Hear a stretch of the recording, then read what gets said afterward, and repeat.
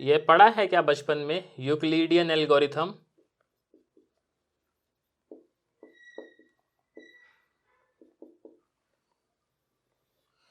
पढ़े होगे सर आप ये, मे बी।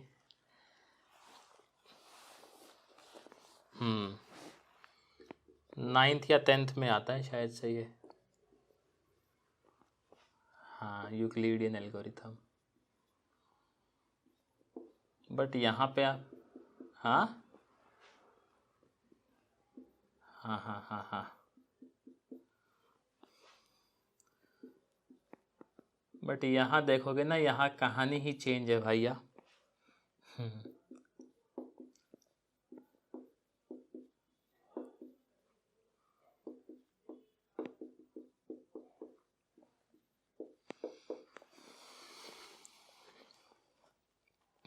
यूक्लिडियन एल्गोरिथम है ये।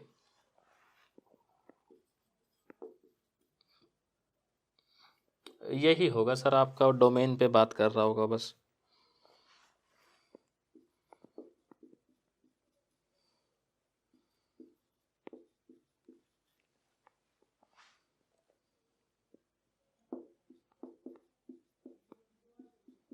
वो सिलेबस में लिखा होगा ना उनके।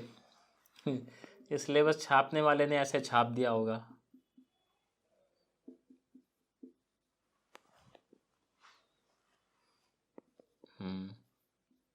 समझिए आपकी बात, कोई बात नहीं।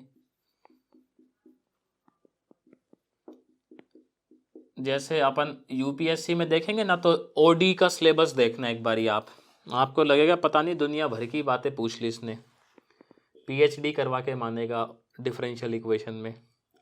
लेकिन जब उसको करने बैठोगे आप बोलोगे अरे फुसद्दी सिलेबस है, 10 क्लास का सिलेबस है, बस 10 क्लास में कंप्लीट हो जाता है वो।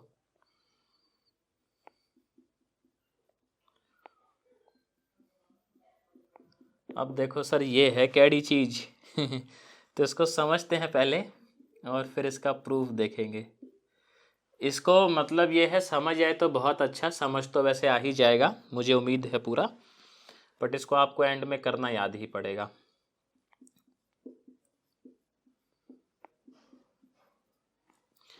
आप मॉडर्न में ऐसा कर सकते हो कि आप ना रूटीन बना लो कि डेली 2 थ्योरम करने हैं तो करने ही है, रिवाइज लिख के प्रैक्टिस करना है। और ये मतलब बना लो ऐसा, तो क्या होगा, आपका मॉडर्न तैयार हो जाएगा कम से कम, कि डेली 2 तो करनी है मेरे को। अब देखें जी, ये क्या कहता है आपका यूक्लिडियन एल्गोरिथम, कि आपके पास 2 पॉलिनोमियल है, वही फील्ड थी आपके पास, और फील्ड का आप बना दिए सर पॉलिनोमियल वाला सेट, वहाँ से 2 पॉलिनोमियल उड़ा के ले आए, fx और gx। कहता है not both of which are 0। यहाँ पे दोनों के दोनों ऐसे हैं जो कि 0 नहीं है। समझ रहे हो ना बात को? तो ऐसा कह रहा है वो, दोनों 0 नहीं है। कहता है दोनों का जो जीसीडी है वो dx है, यूक्लिडियन जीसीडी की बात करता है आपकी, which can be express in the form. अब ये है सर कमाल, कि आपका जो बेसिकली जीसीडी है, आप जीसीडी को ना एक्सप्रेस करवा रहे हो। जीसीडी को आप एक्सप्रेस कैसे करवा रहे हो सर, वो आप देखें, इंपॉर्टेंट है। आपके पास 2 पॉलिनोमियल और थे उसी पॉलिनोमियल वाले सेट में, एक mx और nx, तो आप fx को mx से मल्टीप्लाई, gx को nx से मल्टीप्लाई, और इस तरीके से आप अपने जीसीडी को एक्सप्रेस करवा पा रहे हो। इम्पॉर्टेंट है एग्जाम पॉइंट ऑफ व्यू से, प्रूफ भी थोड़ा सा लेंदी है, थियोरेटिकल प्रूफ है काइंड ऑफ, बट इम्पॉर्टेंट है। समझ में आ जाएगा आप लोगों को, कोई खासा दिक्कत नहीं करेगा, लेकिन एट दी एंड बात यह है कि याद करना ही पड़ेगा आपको कि कैसे ये प्रूफ किया जाए। तो देखते हैं इसका प्रूफ। मतलब मॉडर्न में मैंने बताया ना, आप ये बना लो कि डेली के 2 थ्योरम करने ही हैं तो बढ़िया हो जाएगा, लिख के प्रैक्टिस करने हैं। और 2 थ्योरम सर कितना टाइम खाएंगे आपका दिन का? मुश्किल से 20 मिनट, 25 मिनट।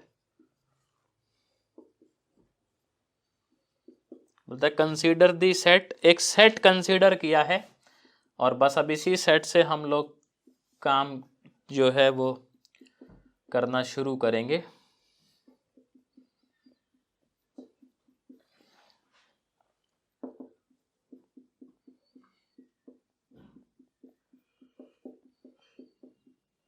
देखो आप देखो सर, सेट कैसी शक्ल का लिया गया है, जैसी शक्ल में अपने को प्रूफ करवाना है वैसा ही लिया गया है।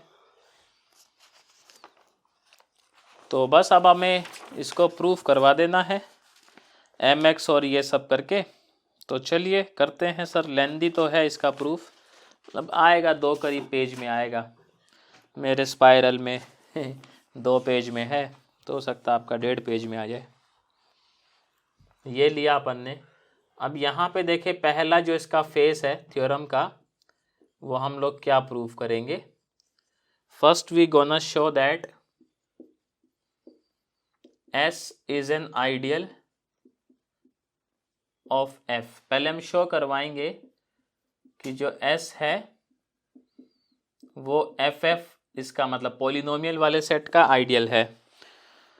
तो मुझे आप बता दो सर, आइडियल के लिए क्या कंडीशंस हैं? दोनों का एक तो डिफरेंस क्या होना चाहिए, और एक अपन मेंबर ले लें fx से और एक मेंबर ले लें s से, तो दोनों का प्रोडक्ट क्या होना चाहिए s में। तो चलिए, लेट 2 मेंबर लिए गए s1x fx plus t1x gx, ये एक मेंबर इस सेट का, and s2x fx plus t2x gx ये दूसरा मेंबर। दोनों ये बिलोंग करते हैं अपना कैपिटल S से। अब अपन इन दोनों को माइनस करवाएंगे और उसके बाद हमें ये दिखाना है कि जो इन मेंबर्स हैं इनका डिफरेंस आपका S में ही लाई करेगा। तो देखते हैं जी। सो s1x fx plus t1x gx minus s2x fx plus t2x gx, थोड़ा सा इसको अपन प्रोसेस करते हैं। fx वालों को एक साथ लिख लेते हैं, s1x fx minus s2x fx plus में t1x gx minus t2x gx। चलिए सर, आप देखें हमने देखा था कि पॉलिनोमियल फील्ड का पॉलिनोमियल फील्ड तो नहीं बनता है बट इंटीग्रल डोमेन तो बनता है। तो इसी खातिर मैं बोल दूं लॉ ऑफ डिस्ट्रीब्यूटिविटी होल्ड करेगा यहाँ पर। बताओ तो क्या कहना चाहोगे, करेगा अपना डिस्ट्रीब्यूटिविटी। तो इसको मैं कैसे लिख सकता हूं, s1x minus fx plus t1x minus t2x। Sir आप मुझे बताएं s1 और s2 जो है वो कहां से आए थे, आपके fx से आए थे क्या?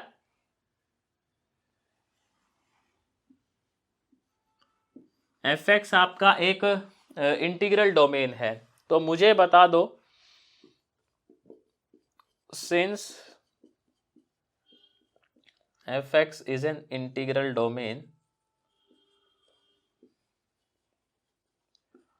इन 2 मेंबर्स का डिफरेंस किस में होगा, fx में होगा।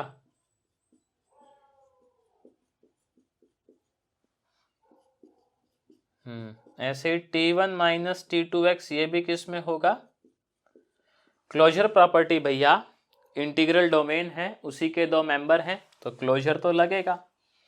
अगर ये दोनों fx में थे मतलब आपके पॉलिनोमियल वाले सेट में, और इस सेट में देखे जो ये और ये थे ये पॉलिनोमियल वाले सेट से आने चाहिए, ये पॉलिनोमियल वाले सेट से आ रहे हैं, तो मैं बोल दूं ये मेंबर मेरा S में ही देखने को मिलेगा। क्या आप बात ये हजम कर पा रहे हो? हैं जी, ऐसा बोल दे।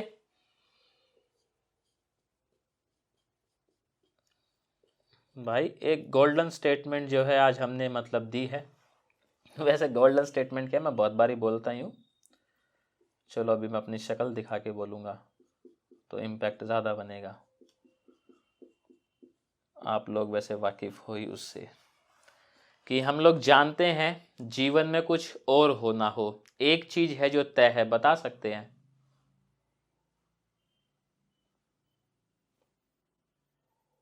अरे बता दो भाई, कौन सी चीज़ तय है सर? कटना। चलिए, तो अभी देखें दूसरा कंडीशन देखते हैं अपन लोग, वो कि एक मेंबर एफ एक्स से लेंगे, एक मेंबर एस एक्स से लेंगे और आपका प्रोडक्ट जो है वो एस में आना चाहिए। So consider alpha X, let say any member of F X, and ये वाला मेंबर ले लेते हैं अपन लोग इससे S X F x plus T x जी X capital S. Now compute, अब इनका प्रोडक्ट लेंगे तो वो एस में आना चाहिए, alpha x multiplied by s x into f x plus T x ji x. Sir आप देखें लॉ ऑफ डिस्ट्रीब्यूटिविटी काम करेगा अपना?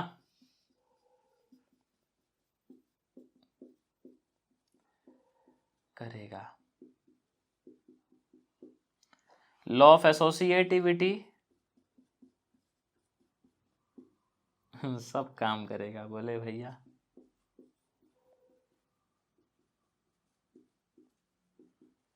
आप देखें सर अल्फा एफ एक्स का मेंबर था और ये एस कहां से आ रहा था? ये भी एफ एक्स का ही मेंबर था क्या? तो दोनों का जो प्रोडक्ट है वो भी किसका मेंबर होगा? क्या कह रहे हो सर? होगा एस का, एफ एक्स का मेंबर। क्यों? कौन सा प्रॉपर्टी? क्लोजर।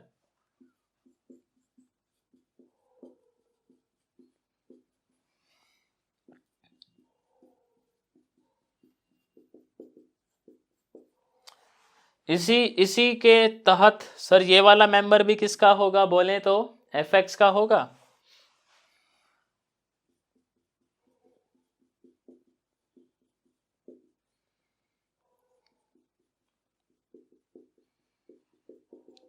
आप देखें इस सेट के अंदर ये एस एक्स और टी एक्स, ये कंडीशन थी एफ एक्स से आना चाहिए। सर आप देखें ये एफ एक्स से है, ये एफ एक्स से है, तो ये पूरा एक्सप्रेशन किससे बिलोंग करेगा? एस से। कह दो कर देगा। अरे भैया कर देगा बिलोंग।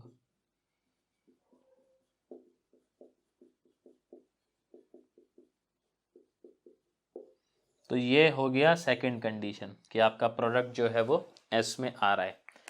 इसका मतलब हम ये समझ गए, क्या समझ गए? कि ये जो सेट लिए हैं अपन एस, ये क्या बनाएगा सर? आइडियल बनाएगा।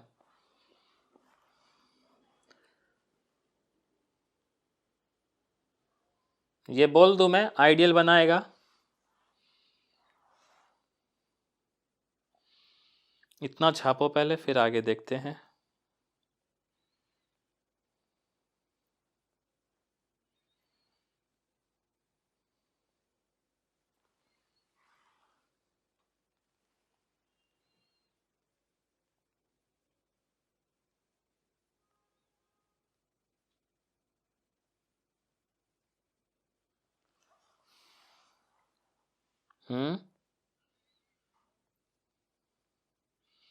जीसीडी ग्रेटेस्ट कॉमन डिविजन, जिसको आप क्या बुलाते हो आम भाषा में? एचसीएफ।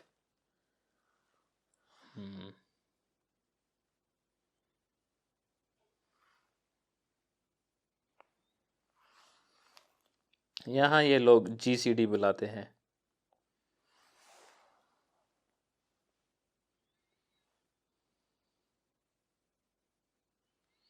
चलें आगे या अभी नोट कर रहे हो? कर लो नोट, कोई बात नहीं।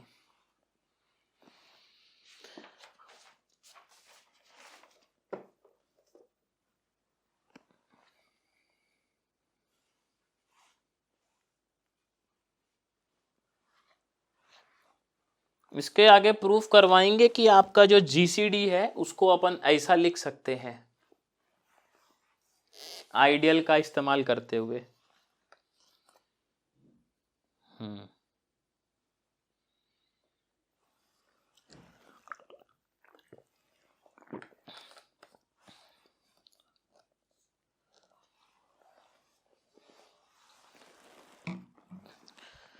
चीज भाई साहब कैडी है, ये कैडी।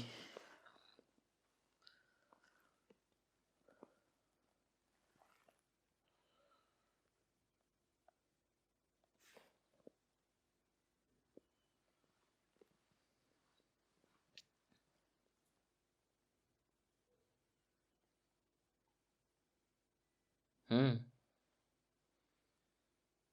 हम्म। मैं क्या देखता रहता हूँ स्टूडियो किस तरीके का बना हुआ है लोगों का, तो वहीं से धीरे धीरे सीख गए, और क्या है।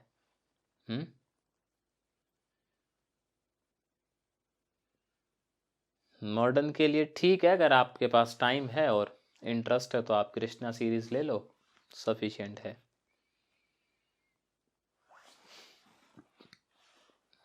लिख लिए, चले आगे। हम्म हम्म। मिल जाती है पीडीएफ, वो भी सही है आपके पास, अगर प्रिंटर है तो उसका प्रिंट आउट ले लो, क्योंकि मतलब मेरे साथ ऐसा है कि उसको कंप्यूटर में पढ़ने में फील नहीं आता है।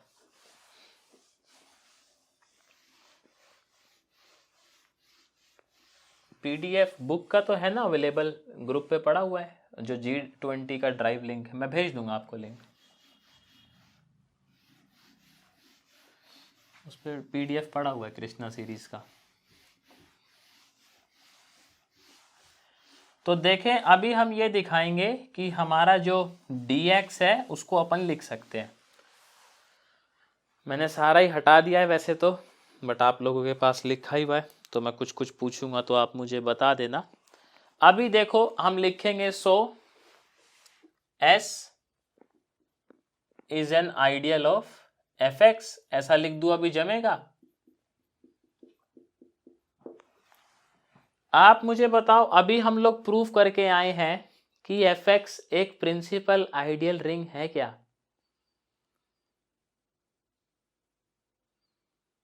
दुष्ट लोगो बोलता रहे पेज पलटो यार, अभी देखो किया है कि आपका जो फील्ड पे पॉलिनोमियल का सेट बनता है वो क्या बनता है?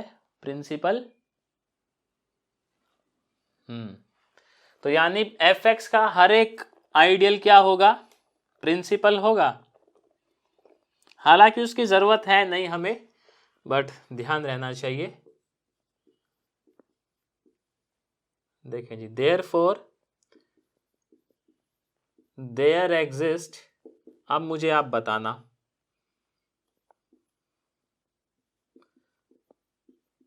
अच्छा इसके बाद ना एक लाइन लिख देते हैं, एवरी आइडियल, ये भी अपन लोग प्रूफ किए हैं, every ideal of fx is a principal ideal. ऐसे ही हवा में बात नहीं कर रहे हैं, थोड़ी देर पहले इसको प्रूफ किए थे। अब देखो, therefore there exists an element dx is in S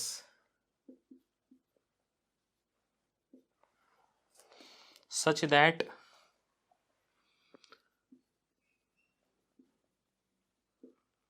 every element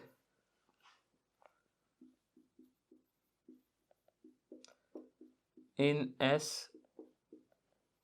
is a multiple of dx।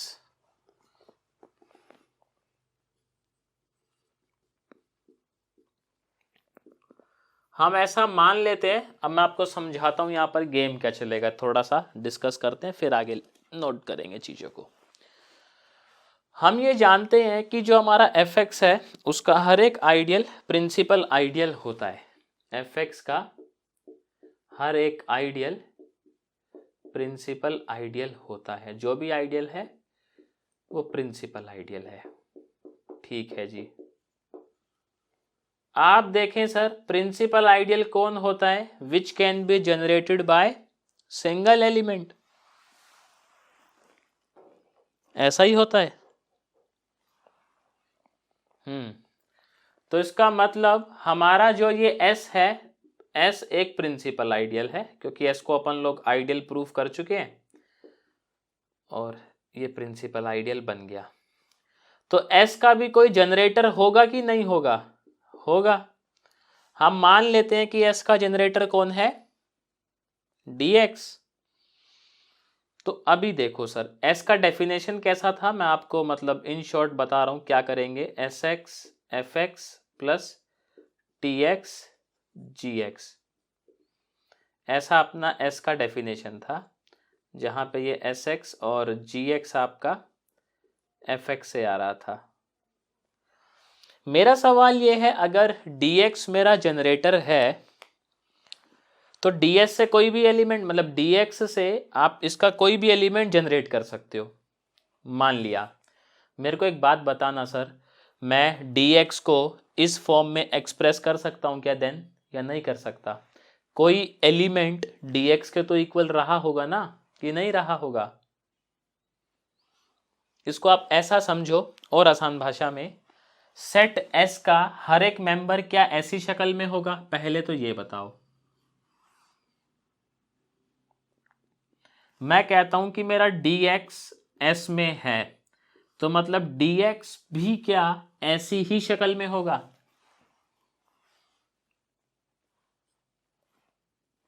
होगा ना, क्योंकि dx अगर S में है और S का तारीफ ये है कि S में मेंबर इस शक्ल में पाए जाते हैं, तो भैया dx को भी तो ऐसा ही होना पड़ेगा। तो लिखते हैं, ये चीज हजम हो रही है ना आपको जो मैं समझाना चाह रहा हूं?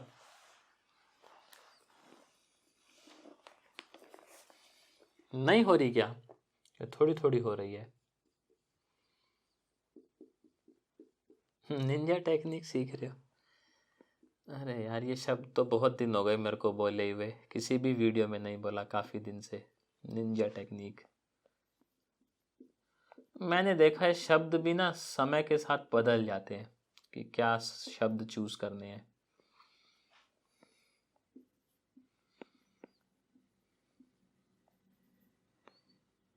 हाँ देखो, ये एक शब्द ये पकड़ के लाए मेरा, जवानों। ये भी मैं पहले बहुत यूज करता था, काफी दिन से नहीं बोला है।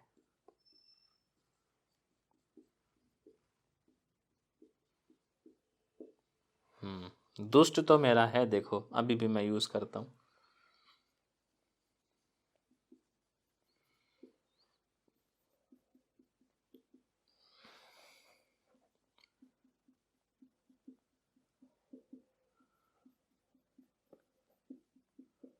अब ये देखें जी,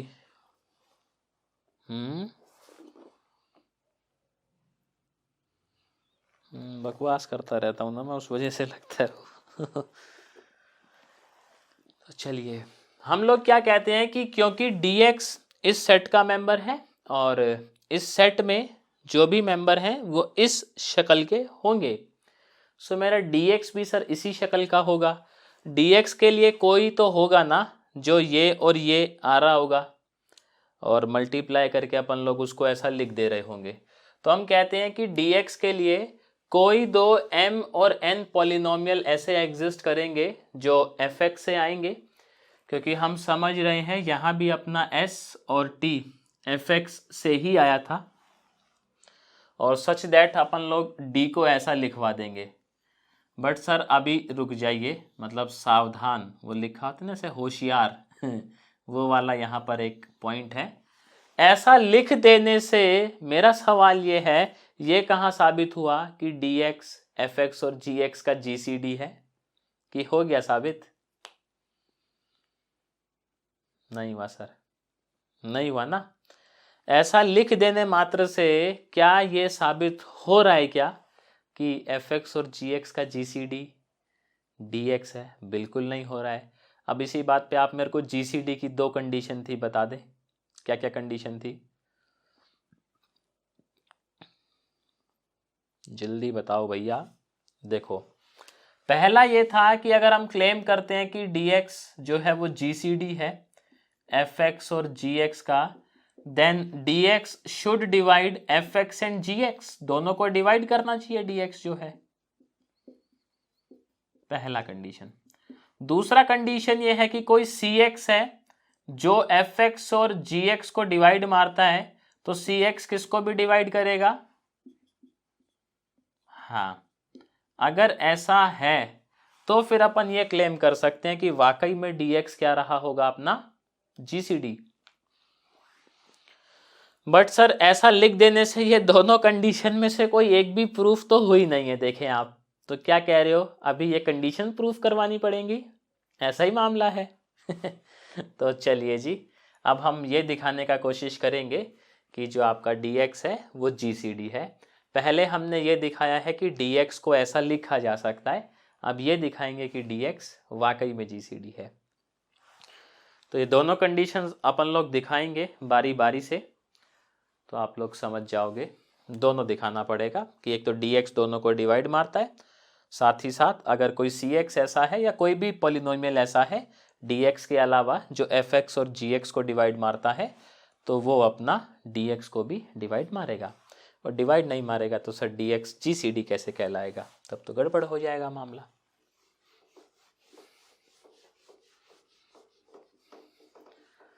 अब काफ़ी टाइम पहले देखो एक सवाल मैं पूछा करता था बच्चों से कि आप लोगों को क्या लगता है कि कॉलेज में पढ़ाई क्यों नहीं करते हैं लोग, क्या कारण है इस चीज़ का?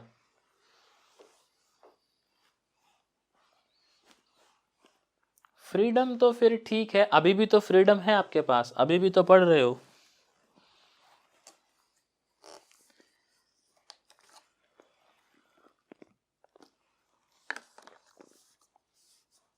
ये भी एक रीज़न हो सकता है, बात सही है कि उस टाइम पे आदमी ताज़ा ताज़ा जवान हुआ होता है।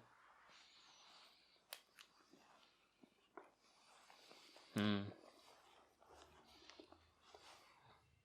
हम्म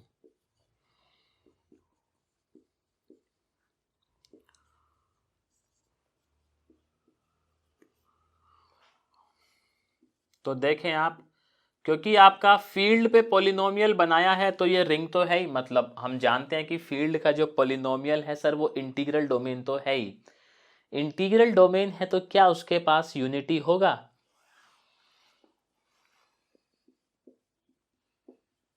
होगा, तो फिर यूनिटी है ये, क्योंकि इंटीग्रल डोमेन है। चलिए जी, अपन लोग लेट कर लेते हैं एस एक्स को लेट से 1 और टी एक्स को 0। अब इससे समझेंगे कि क्या होगा। v से f x belongs to s। आप देखें, अगर आप, वो कहाँ गया सर s का जो तारीफ था, ये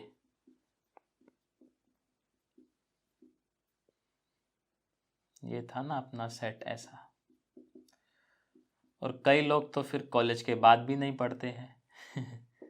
वो भी एक तबका है। मतलब ये आप किसी भी फील्ड में जाओ लेकिन उस फील्ड का भी पढ़ोगे ही, तो अल्टीमेटली पढ़ना ज़रूरी है ही। चाहे आप एकेडमिक्स का पढ़ो या किसी भी जगह जाओगे तो वहाँ पढ़ना पड़ेगा ही पहले। एस एक्स को आप 1 रखो, टी एक्स को 0 रखो, तो क्या क्लेम कर पा रहे हो? एफ एक्स आएगा सर एस के अंदर? बोलो तो, रख के देखो एक बारी तो पता लगेगा। अरे रखो भाई।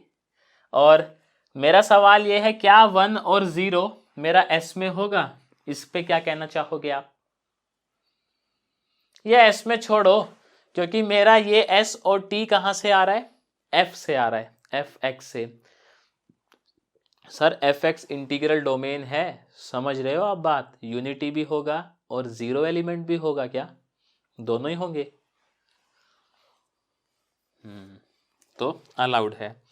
सिमिलरली अपन लोग ऐसा लिख सकते हैं कि इसको अगर 0 ले लें और इसको 1 ले लें, तो कौन बिलोंग कर जाएगा एस से? जी एक्स।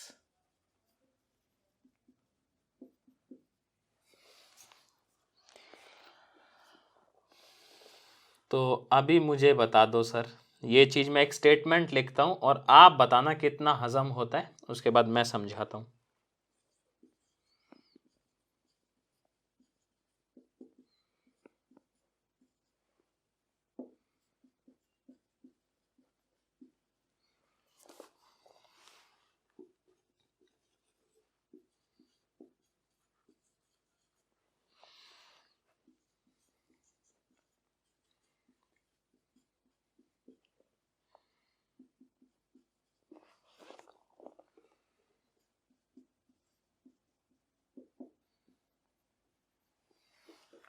ये एक बारी खुद से ज़रा पढ़ो और मुझे बताओ कितनी गले से नीचे उतरती है ये बात। उसके बाद फिर मैं समझाऊंगा, क्योंकि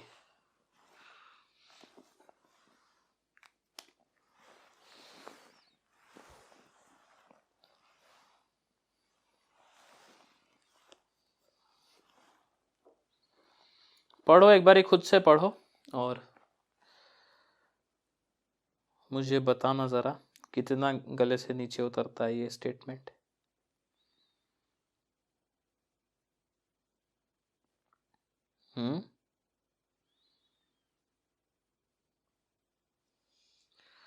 बाकी लोग भी एक बार ट्राई करो, फिर मैं एक्सप्लेन करता हूँ, देखो तो आप लोगों को सबको क्लियर आ गया। अरे बहुत बढ़िया, मतलब सबको लगभग मॉडर्न समझ आ रहा है, ऐसा मान सकते हैं अपन। तो यहाँ देखें, थोड़ी देर पहले हमने क्या कहा था कि हमारा जो S है उसका कोई तो जनरेटर होगा, और उसका जनरेटर हम किसको घोषित कर दिए थे? dx को। अब हम जानते हैं कि S के अंदर जो भी एलिमेंट होगा वो किसका मल्टीपल होगा सर? dx का। तो आप देखें, मतलब fx भी मल्टीपल है dx का, gx भी मल्टीपल है dx का, तो इसका मतलब क्या dx दोनों को डिवाइड मारेगा? मारेगा। बात सही भी है। अब सवाल ये है, ये तो हुई पहली कंडीशन कि dx दोनों को डिवाइड करता है। अब कोई cx ले लेते हैं जो दोनों को डिवाइड करता है, तो हमें क्या शो करना रहेगा कि अगर cx दोनों को डिवाइड मारता है तो वो किसको भी डिवाइड मारना चाहिए? dx को, तभी हम उसको dx को GCD घोषित कर पाएंगे। तो चलिए देखते हैं कि मामला सेट होगा कि नहीं होगा। लेट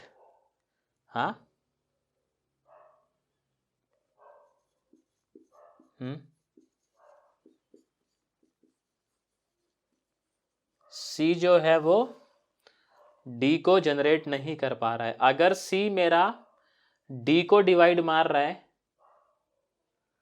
अगर मेरा D, आप क्या कहना चाह रहे हो? एक बार पूरा स्टेटमेंट बोलो, फिर मैं सोचता हूं।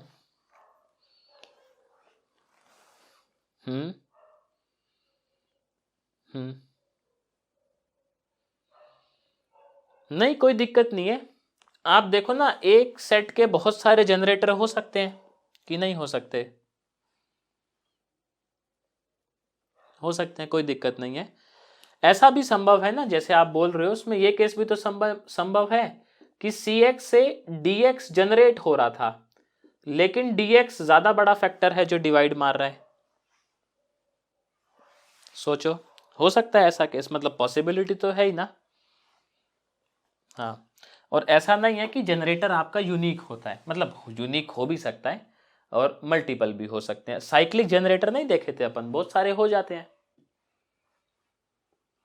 इस चीज को अपन वेक्टर स्पेस में और वेरीफाई करेंगे, वहां भी क्या होता है? जनरेटर होता है। तो वहां ऐसा जरूरी नहीं होता कि बेसिस, मतलब उन्हें अपन बोलते हैं वहां पर कि बेसिस जो है वो एक से ज्यादा भी हो सकते हैं, कोई दिक्कत नहीं होती। बस ये है कि सारे मेंबर जनरेट होने चाहिए उससे, बाकी कोई भी हो सकता है जनरेटर। तो लेट अनदर पॉलिनोमियल CX, हम लोग DX को जो है वो GCD बनाना चाह रहे हैं FX और GX का। FX और GX कहां से आ रहे थे सर आपके? FX से। तो लेट से CX belongs to FX, so now CX divides FX। मेरा सवाल यह है, अगर CX FX को डिवाइड करता है तो क्या CX MX इंटू FX को भी डिवाइड करेगा? सोचो।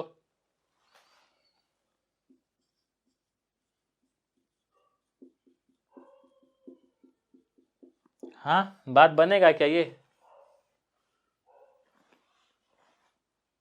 बनेगा। और इसी तरीके से मैं बोल दूं कि अगर मेरा CX GX को डिवाइड करता है तो क्या मेरा CX NX इंटू GX को डिवाइड करेगा क्या? करेगा ही।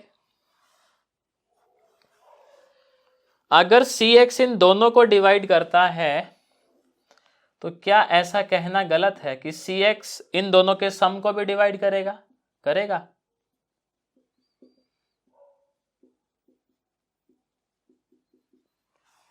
सोचो आप, एग्जाम्पल ले लो। 2 डिवाइड करता है 6 को भी, 2 डिवाइड करता है 8 को भी, तो क्या 2 उन दोनों के सम को भी डिवाइड करता है? 3 का ले लो यार, आप बोलोगे तो इवन ले लिए। हाँ, 3 डिवाइड करता है 6 को, 3 डिवाइड करता है 9 को, तो क्या 3 उन दोनों के सम को भी डिवाइड करेगा? करेगा। लेकिन ये क्या है, क्या ये dx नहीं है आपका?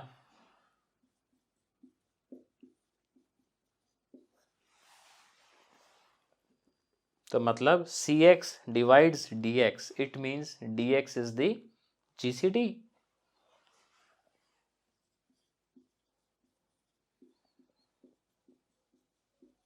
देखो थ्योरम थी ना मजेदार, इसमें था दम।